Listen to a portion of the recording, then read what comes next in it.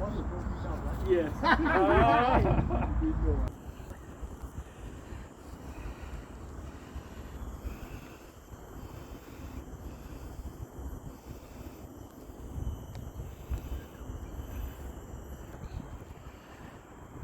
what we're going to talk to start with two comments for people who aren't here today, because the film of this will be watched in many countries, Britain, Canada, Australia, America, New Zealand, elsewhere, by people who've never been to Kranji but who have family connections, fathers and grandfathers, with the Second World War and especially Kranji. So some of my comments will be more explanatory. First of all, Kranji Memorial Cemetery, Kranji War Cemetery, where we stand today, is located about 22 kilometres north of central Singapore City, and it's relatively close to where the Japanese actually landed on the northwestern coast of Singapore. And that was on the 8th of February 1942. They landed there, and by the 15th, Singapore had surrendered. So in Kranji War Cemetery, there's actually 4,461 casualties buried here from the war, casualties. And these include, obviously, men killed in battles, but also prisoners of war, and people who were killed along, civilians even are here, who were killed along the escape routes, and they died in Senegal and other islands on the way, and after the war they were brought back and laid to rest here. I know it's several from that. So, also at Kranji War Cemetery is the Singapore Memorial, which are the panels you see beside me here, and there's 10 panels, I believe, in all, 10 walls, panels on either side, and they contain the names of 24,000 Commonwealth Land and Air Forces who have no known graves, and their names are engraved on those panels. So today's occasion is the 80th anniversary of the surrender of Singapore. But really, in reality, for many hundreds of people, in fact, hundreds of thousands of soldiers and civilians, the day of the surrender, it's a military surrender. They really saw this day as marking life before the surrender, some normality, and life after the surrender, when their lives were torn apart for 3 or 4 years. And so it was simply the date, the before and after date. Our point of being here today is the remembrance of those who lost their lives in the battles for Malayan and Singapore, the evacuation of Singapore, and the prisoner of war, the internment camps, and also I'd like to take this opportunity of remembering the lives of those people who the rest of their lives suffer as a consequence of the trauma and the hurt and the abuse during the occupation of Malayan and Singapore. Some might say, well, it's all about the servicemen, and of course it is primarily about the servicemen. But the reality is that there were about 9,000 servicemen killed in the battles of Malayan and Singapore. But the number of lives that were lost later, after the surrender, as POWs, the civilians killed in the evacuation. There was probably 2,000 people killed during the evacuation of Singapore between here and Batavia, as it was called, past now Jakarta. The number of people killed there and in the internment camps and in the prisoner of war camps was double the number of people killed in the battles. And so it's very significant to remember these other groups, and that's what we're here today for. And today, for the first time in my knowledge, very importantly, we're going to remember the people the Japanese called the Romushas.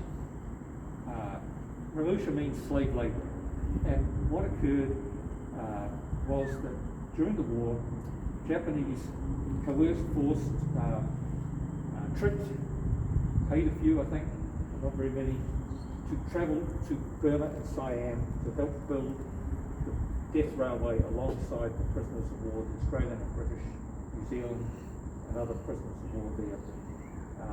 200,000 or so were sent. They were Burmese, Tamil Indians, Tamil I should say,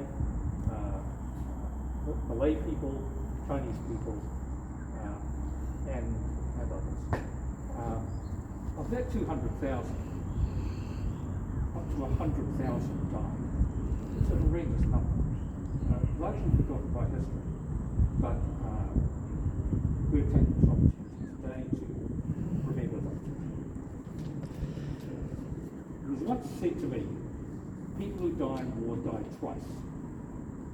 Once in the battle, or in this case the battle of the evacuation of Singapore when the ships were being bombed, or as prisoners of war. That's the first time people die. People die a second time when they are forgotten. And that's our purpose here today, is to ensure that the second death simply doesn't happen.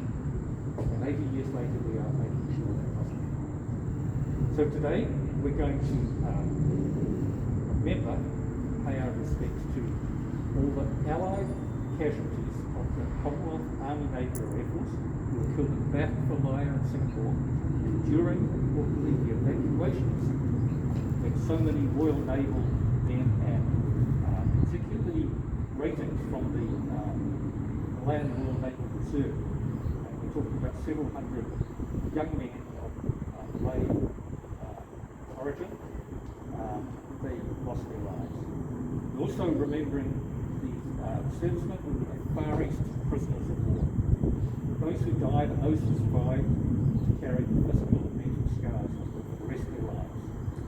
Now, a wreath will be laid in memory of the FAR EAST POWs, kindly on behalf of the Birmingham area FAR EAST POWs by Romushas. And that wreath will be laid first, and then there will be a wreath remembering all the men of the Malayan volunteers who lost their lives, including the Strait Settlements volunteer forces. Now we'll explain. Strait Settlements at that time was the name for Singapore, Penang, and I believe Malacca. I actually think it included Christmas Island as well. It was just a colonial way of describing those areas. So the Strait Settlement Volunteer Forces and the Federated Malay States Volunteer Forces, and then the defence forces of the individual states in Malayan.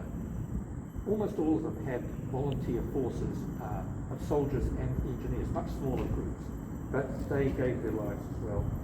And then we're remembering the naval people, the Malayan Royal Naval Volunteer Reserve, the Strait Settlements Royal Naval Volunteer Reserve, and we also remember the Malayan Volunteer Air Force. Many people don't even know it existed, but those were the men, in reality, of that small band of volunteers who had their Air Force here and they flew planes. They did the reconnaissance right at the start when the Japanese were approaching along the Savannah Islands of the Royal Air Force, and they, many of them were killed. Now, the wreath for that will be laid by Adrian, who is a retired serviceman with the Malayan Royal Naval Volunteer Reserve here in Singapore. We will also remember, on this occasion, the Allied civilian women, children and men died or suffered during the invasion of Malaya and Singapore. They did die, they were killed. During the evacuation, chaotic evacuation, that cost hundreds and hundreds of lives amongst women and children. Or as internees, many died in Singapore, but particularly in Sumatra, where the death rate was huge. And they had to endure those long years before they. Now, a tribute will be laid for them by myself, son and grandson of civilian internees. In fact, the grandson of a woman who very much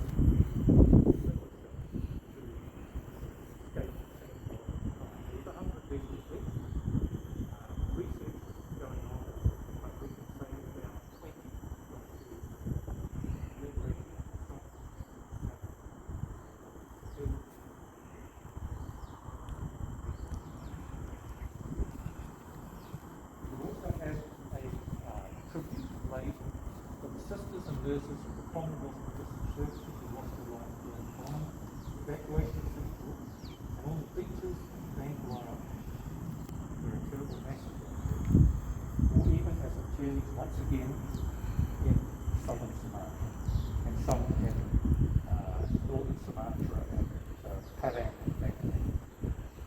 But we specifically remember today amongst that group the nursing sisters of the Australian Army Nursing Service who died during the evacuation and an internment camps. A tribute will be laid by Leslie Pepper, who has the privilege of having visited Banka Island for the commemoration services and walked on the beaches to the west of Banka Island where the massacre took place. Today we will also, in our final tribute to be laid, we will include in our remembrance the unknown number of probably 70 to 100,000 Burmese, Malay, Tamil, Chinese, Sumatran and Javanese men and women, slave labourers who were forced or tricked, coerced in various ways by the Japanese to relocate up to the Burma Siam Railway, the Death Railway, and worked alongside the Allied POWs, which most people know a lot about, but they worked alongside the POWs. So there was probably 200,000 sent there.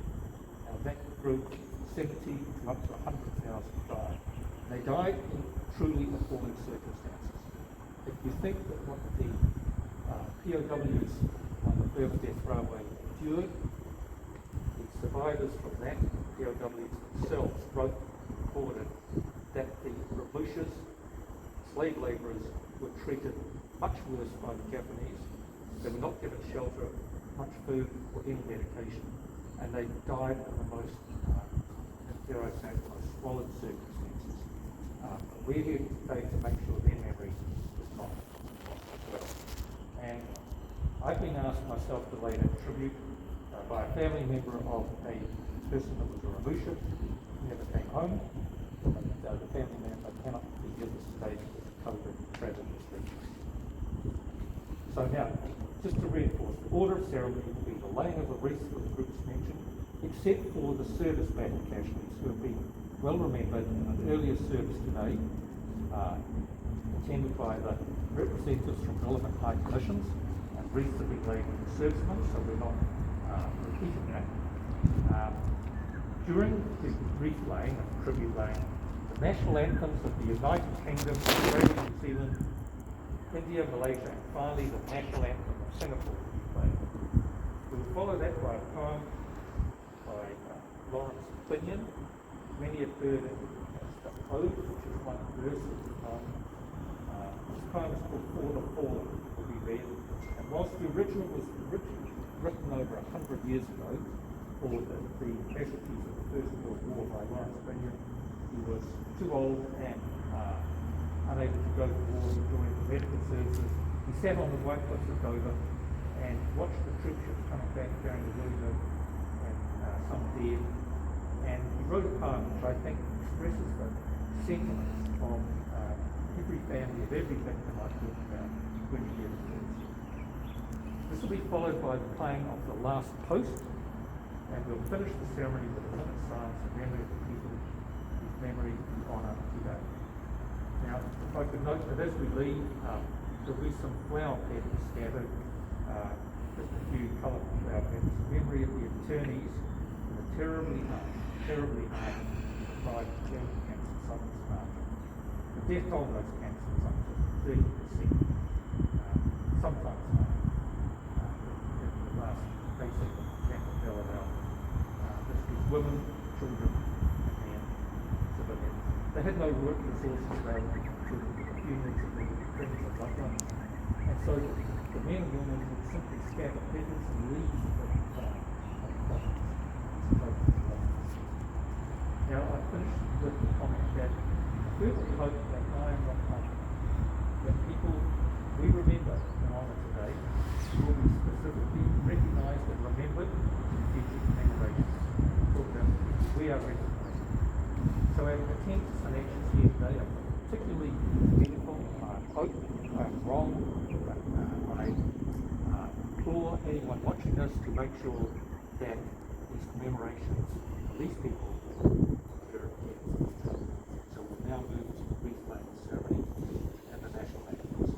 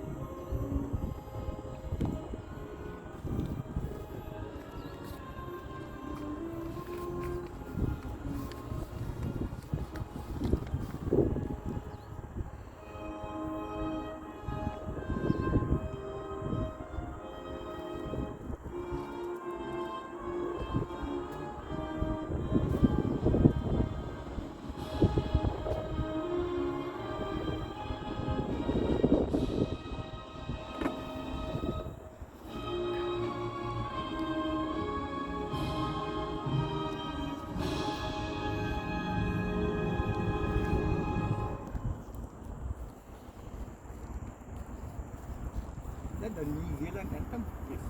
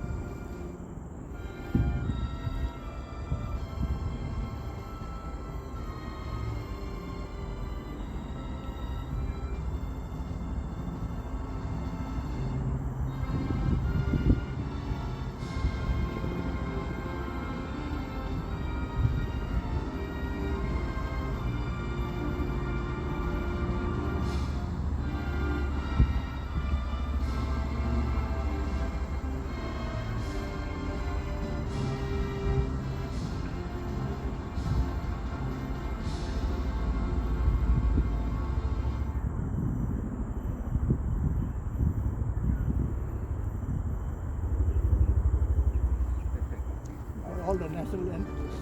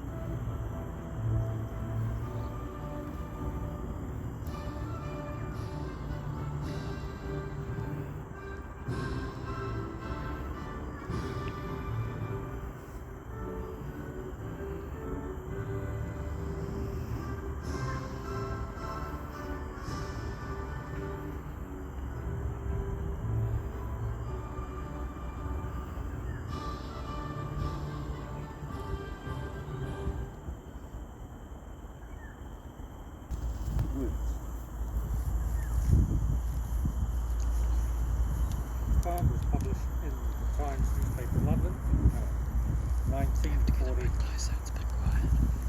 The words are for England, but they apply, I think, to any country lost sons or daughters. With proud thanksgiving, a mother for her children, England mourns for her dead across the sea. Flesh of her flesh they were, spirit of her spirit, fallen in the cause of the free. Solemn the drums thrill, death august and royal sings sorrow up into immortal spheres. There is music in the midst of desolation and a glory that shines upon our tears. They went with songs to the battle, they were young, straight of limb, true of eye, steady and aglow. They were staunch to the end against foes uncounted, they fell with their faces to the foe. They shall not grow old as we that are left grow old. Age shall not weary them, nor the years condemn. The going down of the sun, and in the morning we will remember them. They mingle not with their laughing comrades again. They sit no more at familiar tables of home. They have no lot in our labour of our daytime. They sleep beyond England's foe. But where our desires are and our hopes profound, felt as a wellspring that is hidden from sight, to the innermost heart of their own land they are known as the stars tonight. As the stars that shall be bright, we are dusty, moving in march across the heavenly plain. As the stars that are starry in the time of our darkness, be ye in this